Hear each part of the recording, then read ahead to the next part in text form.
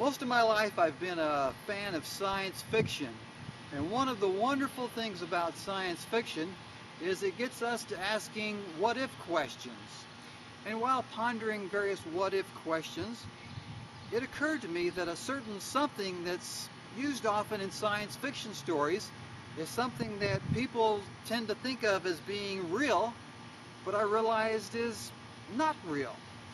And for now, this certain something is going to remain nameless because I don't want to get off into a tangent talking about this certain something.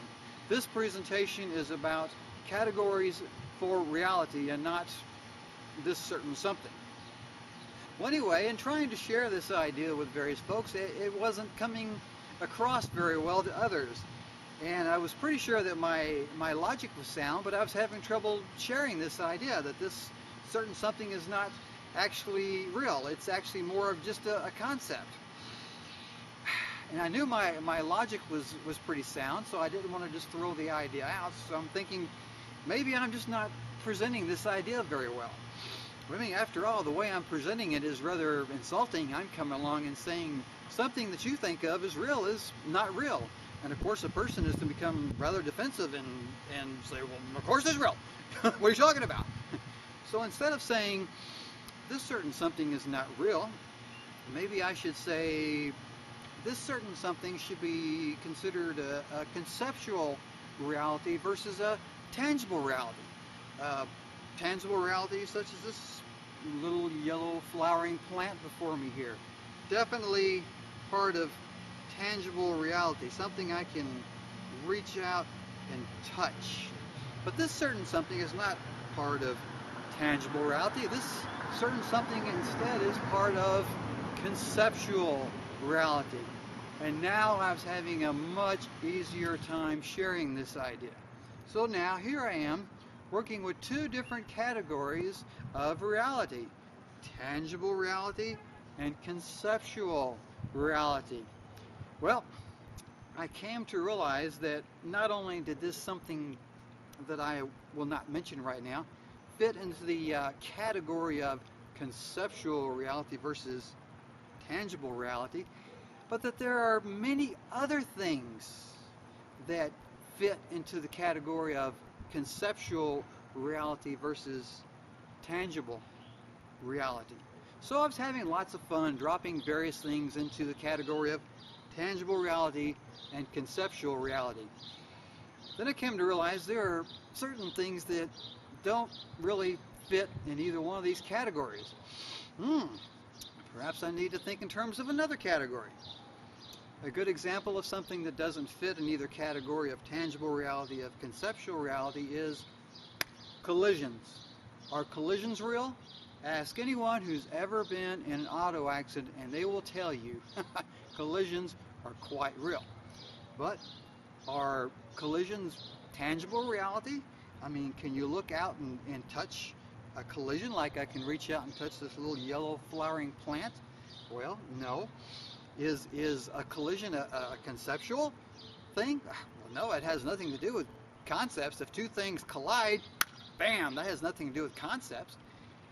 So actually, it's not about tangible something, it's not about conceptual something, it's about dynamics and action. So perhaps I need to think in terms of dynamics. So I've got tangible reality, I've got conceptual reality, and I've got dynamic reality. Three categories of reality I'm working with now. A lot more things can fit in these three categories than just two categories. And there are many, many other categories that can be considered. As you respond to this video, I'd be interested to hear your suggestions of other categories of reality. I am not the first one to be proposing the idea of putting reality into various categories. And perhaps you've thought of some different categories that reality could be placed in. I would love to hear your ideas upon this. Now, things don't necessarily fit just squarely right into one category of reality, and that's it. Like, this isn't tangible reality, that's it. This isn't conceptual reality, that's it.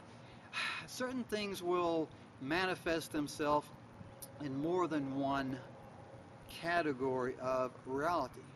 Take, for example, my little visual aid here, my little yellow flowering plant. In terms of tangible reality, this is a plant or a flowering plant. No doubt about that. It's here, it's real, it's part of tangible reality. But I put forth the idea to you that this little yellow flowering plant also fits into the category of conceptual reality, because here I sit in my lawn that's going to be mowed soon. The grass is going to be cut down, and so is this little yellow flowering plant, which is why I'm out here doing this now before this little plant is cut away. And since this little yellow flowering plant is sitting here in a lawn, a person would come up and call this plant a weed. And I assert to you that weed is a conceptual reality. If this exact same tangible yellow flowering plant was sitting in a flower bed somewhere being appreciated, it would still be the same plant. It would still be in tangible reality the same way, but it would no longer have the conceptual reality of being a weed. And there's many, many other things we could think of in terms of something that could be in tangible reality and also be in conceptual reality. Take, for example, real quick, the idea of a little dog running up and down an alley that's loose, it's a stray. It gets hungry, so it knocks trash cans over looking for food. People see this dog, and this little dog is part of tangible reality, because tangible reality, it's a dog. Conceptual reality is this little dog is a pest. Little dog is a pest. Keeps knocking my trash cans over. But say one day someone sees this little dog and realizes this dog is a nice little dog.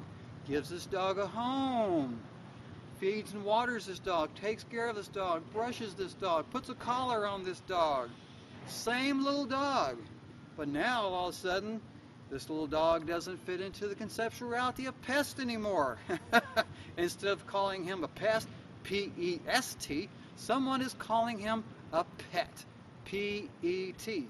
You might consider pet as a conceptual reality also, but definitely pest is a conceptual reality, just as the term weed is a conceptual reality.